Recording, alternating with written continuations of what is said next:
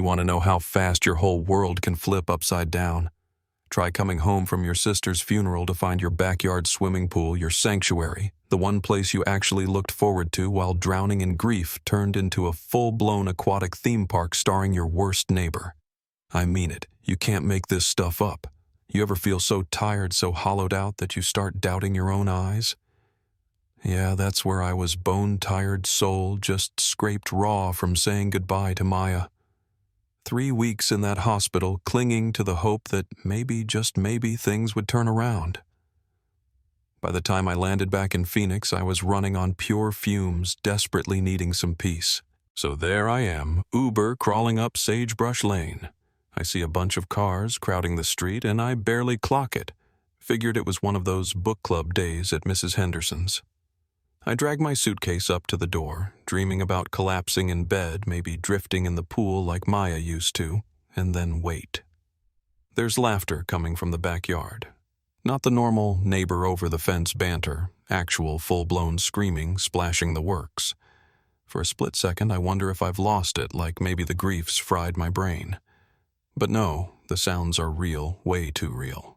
I drop everything storm around the side, and there it is, my meticulously renovated pool overrun with kids. Not 2 or 3, but at least 8, maybe more, ranging from toddlers up to what looks like preteens.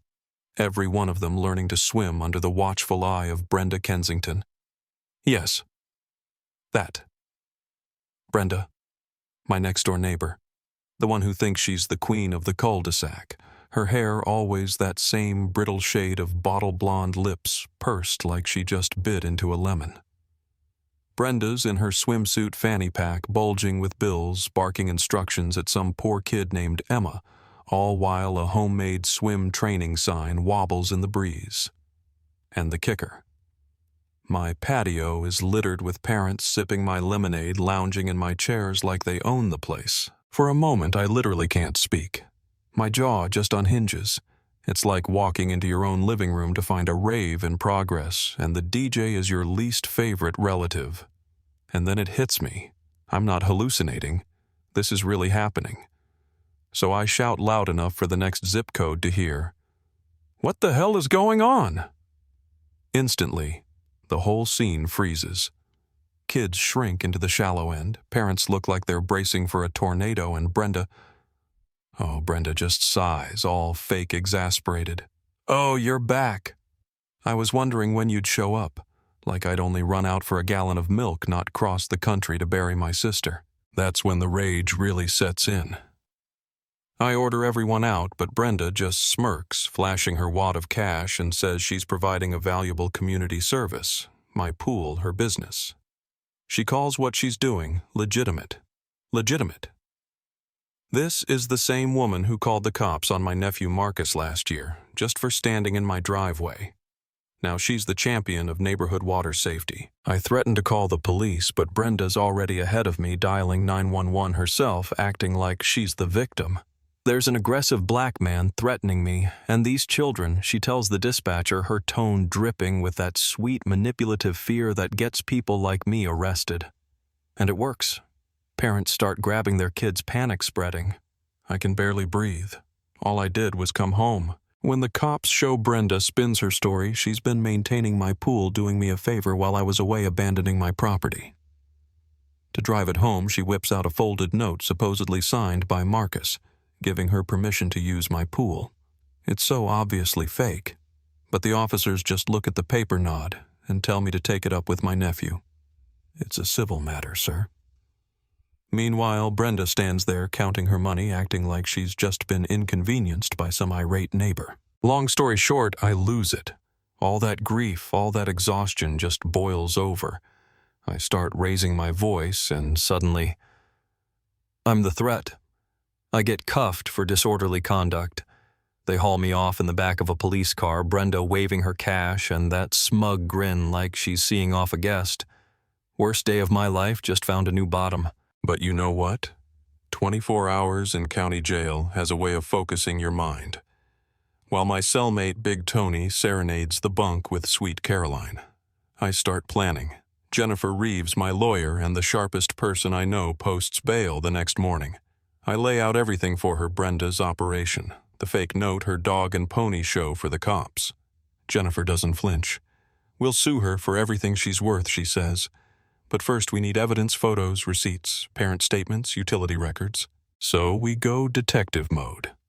I find business cards, a notebook with class schedules and payment records. Brenda's actually been running 3 sessions a week, $30 a kid plus premium packages. Mrs. Patterson, a parent down the block, tells me Brenda showed her a letter on fake letterhead from my property management company. The lies just keep getting deeper. Jennifer's associate, Claire, calls Brenda posing as a parent.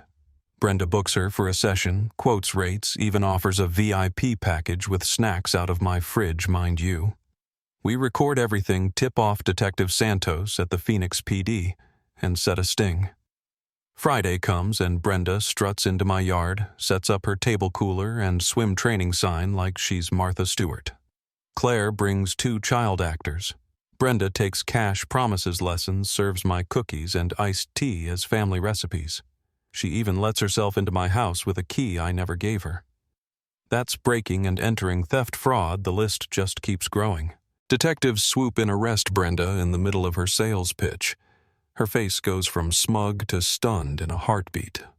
She tries to play the innocent, but it's over. They find over $1,000 in her fanny pack plus all her records. The DA piles on the charges. Turns out Brenda's been running the same scam in multiple neighborhoods, made over $20,000, targeted homeowners who traveled a lot. The judge sets bail at $50,000. Brenda tries to call in favors, but nobody helps. Her daughter tells her to rot in jail. Her ex hangs up. Meanwhile, I win the civil case. Brenda's house goes into foreclosure. I buy it at auction, rent it out to a family whose dad is a cop. How's that for full circle? The neighborhood rallies behind me. People apologize, offer support, donate to Maya's scholarship fund. Even the police start using my case as a training example. And Brenda? She gets 3 years in prison, 5 on probation, and a mountain of debt. Sometimes justice takes its sweet time, but when it comes, oh man, is it satisfying. I sit by my pool thinking of Maya, knowing the peace she always wanted for me has finally come back. Brenda Kensington. Queen of the neighborhood, lost everything trying to steal from someone at their lowest. Now I own her house, my pool is finally my own again, and Maya's memory lives on in every nurse we help through her scholarship. So, what do you think? Was I right to go scorched earth? Have you ever seen a neighbor cross the line this badly?